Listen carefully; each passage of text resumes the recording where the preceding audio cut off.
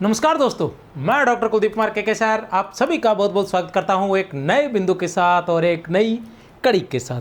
तो आज का जो हमारा बिंदु है वो एक महत्वपूर्ण सूचना है, क्योंकि जो साथी हैं उनके लिए सूचनाएं जो है कोई जिस तरह से बहुत सारी ज़रूरी सूचनाएं जो रहती है, ज़रूरी से तात्पर्य ये है कि हमें बहुत बार ऐसा लगता है कि ये सूचना शायद इतनी ज़रूरी नहीं है, लेकिन बाद में पता चलता है कि ये बहुत अधिक ज़रूरी थी।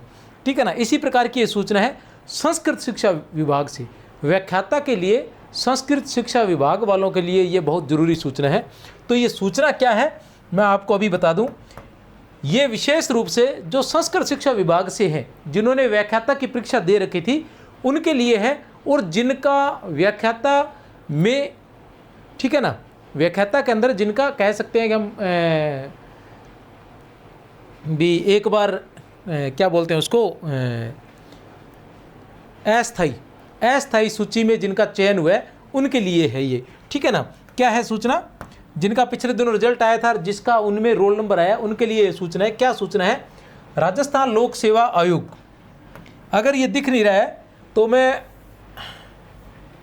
बड़ा हो जाएगा क्या, देख लेते हैं। मुझे नहीं लग रहा कि आपको साफ दिख पाएगा, लेकिन मैं जो बोल रहा हूँ वो आप बात सुन सकते हैं। राजस्थान लोक सेवा आयोग, प्रेस नोट, प्राध्यापक संस्कृत शिक्षा। ठीक है ना। ऑनलाइन विस्तृत आवेदन के संबंध में, ठीक है ना, वो कहा गया था कि ऑनलाइन आवेदन करने, जिनका उनमें रोल नंबर आया उनके लिए है। प्राध्यापक विद्यालय प्रतियोगी परीक्षा 2024, विषय व्याकरण व अंग्रेजी हेतु दिनांक 16/4/2025, राजनीति विज्ञान व साहित्य हेतु दिनांक 21/4/2025 तथा यजुर्वेद व इतिहास हेतु दिनांक 22/4/2025 को जारी की गई विचारित सूची में सफल अभ्यर्थी निम्नलिखित दिशा निर्देशों की पालना करना आवश्यक रूप से सुनिश्चित करें। कि व्याकरण व अंग्रेजी की एक सूची जारी हुई थी 16/4 को, राजनीति विज्ञान व साहित्य की सूची जारी हुई थी 21/4 को, यजुर्वेद व इतिहास की एक सूची जारी हुई थी 22/4 को। 22 मतलब कल ही जारी हुई थी। उन सभी सफल अभ्यर्थियों को क्या करने हैं उनके लिए दिशा निर्देश है। सॉरी, क्या है दिशा निर्देश? देख लेते हैं।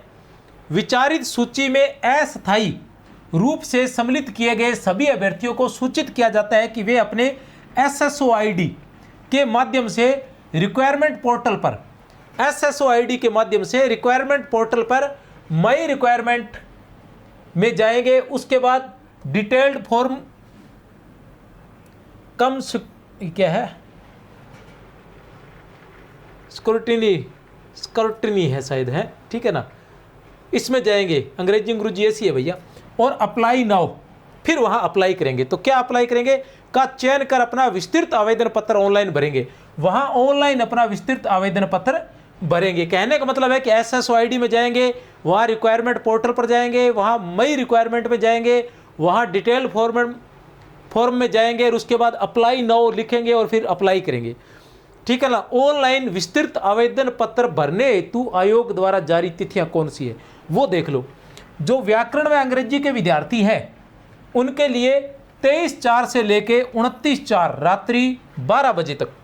तो आप 23 आज से शुरू हो चुका है उनका, और आप कल ही ये काम पूरा कर ले। बाद में ऐसा ना हो कि ये हो रहा है वो हो रहा है। ठीक है ना। कल ही किसी कंडीशन में लग जाए, कोई समस्या आएगी तो आप इधर उधर से पूछ पाछ के उन समस्याओं को दूर कर लेंगे। ठीक है ना। तो किसी भी कंडीशन में कल ही ये काम आपने करना है। राजनीति विज्ञान व साहित्य के जो विद्यार्थी हैं उनके लिए क्या है, 28/4 से 4/5 तक, 28 अप्रैल से लेके 4 मई तक वो ऑनलाइन आवेदन कर सकते हैं। और यजुर्वेद में इतिहास के जो विद्यार्थी हैं वो 29 अप्रैल से लेकर 5 मई तक। ठीक है ना। राजनीति विज्ञान व साहित्य के 28 अप्रैल से 4 मई तक, और यजुर्वेद में इतिहास के 29 अप्रैल से 5 मई तक लिंक खोला जाएगा। इस क्रम में यह भी सूचित किया जाता है कि विस्तृत आवेदन पत्र व दस्तावेजों की जांच संबंधित विभाग संस्कृत शिक्षा विभाग राजस्थान जयपुर रहेगा। RPSC को नहीं भेजना है, ये ध्यान लगा लेना। ये जो आपका जो फॉर्म है ये RPSC को नहीं भेजना है। अतः ऑनलाइन आवेदन पत्र भरने व सबमिट करने के उपरांत, ऑनलाइन आवेदन पत्र भरने व सबमिट करने के उपरांत प्रिंट ऑप्शन पर जाकर संपूर्ण प्रिंट विस्तृत आवेदन पत्र को 2 प्रतियों में प्रिंट कर लेना है, ठीक है ना, और फिर एक फोटोकॉपी भी कर लेना। प्रिंट कर अपने पास संभाल कर रखें एवं संस्कृत शिक्षा विभाग राजस्थान जयपुर की सूचना के अनुसार निर्धारित दिनांक समय एवं स्थान पर विस्तृत आवेदन पत्र 2 प्रतियों में मैं समस्त मूल दस्तावेज स्वयं स्थापित प्रतियों सहित उपस्थित हुए, ठीक है ना। पहले खाली रोल नंबर आए थे, अब ये क्या कह रहे हैं कि आपने क्या करना है, आपको जो दिनांक दिया उस दौरान ऑनलाइन फॉर्म भरना है और उसकी 2 प्रतियां निकाल लेनी है। आपने क्या करना है, 2 प्रतियां निकालने के साथ साथ एक फोटोकॉपी और कर लेना कि अगर वहाँ 2 ली तो एक कम से कम आपके पास बच जाए कि आप किस प्रकार की प्रतियां। सभी के सभी जो डॉक्यूमेंट है वो आपने क्या करने हैं, सभी डॉक्यूमेंट्स जो है वो ओरिजिनल भी साथ लेके जाने हैं और फोटोकॉपी भी लेके जानी है। और उन फोटोकॉपियों के सेट बना लेना और उनको स्वयं सत्यापित कर लेना। और इसकी सूचना भी मैं आपको फिर दे दूंगा। इसकी सूचना आपको मिलेगी कि किस रोल नंबर के या किस रोल नंबर, किस सब्जेक्ट के, किस रोल नंबर से लेके किस तक के विद्यार्थी को कब वहाँ अपना विस्तृत आवेदन पत्र लेके और वहाँ जाना है। कहाँ जाना है, संस्कृत शिक्षा विभाग जयपुर जाना है, अजमेर नहीं जाना आरपीएससी में, ये ध्यान रख लेना, ठीक है ना। उपस्थित होना है, खुद उपस्थित होना है। इस हेतु संबंधित विभाग द्वारा ही उचित माध्यम से अभ्यर्थियों को दस्तावेज सत्यापन हेतु सूचित कराने की कार्रवाई संपादित की जाएगी एवं राजस्थान लोक सेवा आयोग द्वारा अलग से कोई सूचना अभ्यर्थियों को प्रेषित नहीं की जाएगी। विभाग द्वारा दस्तावेज सत्यापन हेतु निर्धारित तिथि को उपस्थित नहीं होने पर अभ्यर्थी को अपात्र मानते हुए परिणाम में विचारित नहीं किया जाएगा। अब ऐसी सूचनाएं होती है कि कोई बीमार है, कोई शिमार है, कोई कुछ हो रखा है, कोई शादी ब्याह में व्यस्त है और 4-5 दिन वो शादी ब्याह में व्यस्त है, कुछ की तो खुद की शादी हो रही होती है और इतने में तो ये डेट निकल जाती है। अब देखो इसकी क्या है, 23 को आज ही आया है और आते ही 23 से लेकर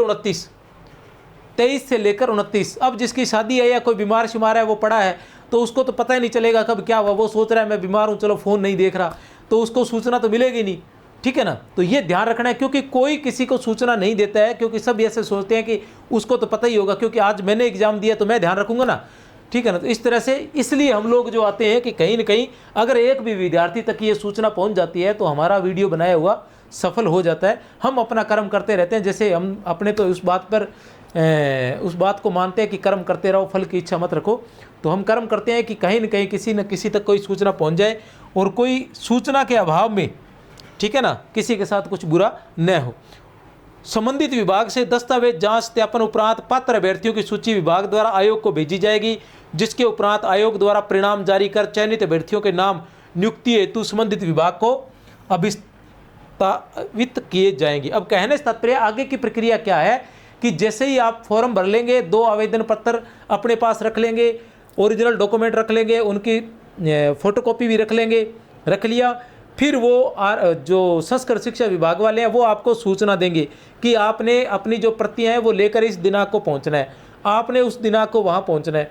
उसके बाद वो उन सारे डॉक्यूमेंट को चेक करेंगे। चेक करने के बाद जो सफल अभ्यर्थी है उसकी सूचना राजस्थान लोक सेवा आयोग को देंगे और फिर वो राजस्थान लोक सेवा आयोग जो है वो रिजल्ट निकालेगा। तो ये प्रक्रिया चलने वाली है, निरंतर जो है एक्टिव रहें, ध्यान रखें कि कब कब किस प्रकार की सूचना आ रही है, इससे संबंधित कोई सूचना आ रही है नहीं आ रही। और ऐसी सूचनाओं के लिए आप अपना चैनल संकुल मार्गदर्शन अगर सब्सक्राइब नहीं किया है तो कर लीजिए। सभी सूचनाएं फटाफट यहाँ आपको मिल जाएंगी और अच्छे से आपको सूचित किया जाएगा कि किसी तरह से कोई विद्यार्थी जो है मेहनत करने के बावजूद भी सफल होने से या अपनी मंजिल प्राप्त करने से वंचित न रहे, उसके लिए संकुल मार्गदर्शन सदैव तैयार है। इसके साथ साथ टेलीग्राम संकुल मार्गदर्शन नाम से अपना टेलीग्राम चैनल भी है, वो भी आप ज्वाइन कर सकते हैं, वहाँ भी सूचनाएं आपको मिलती रहेंगी। व्हाट्सअप भी है, व्हाट्सअप नंबर है अपना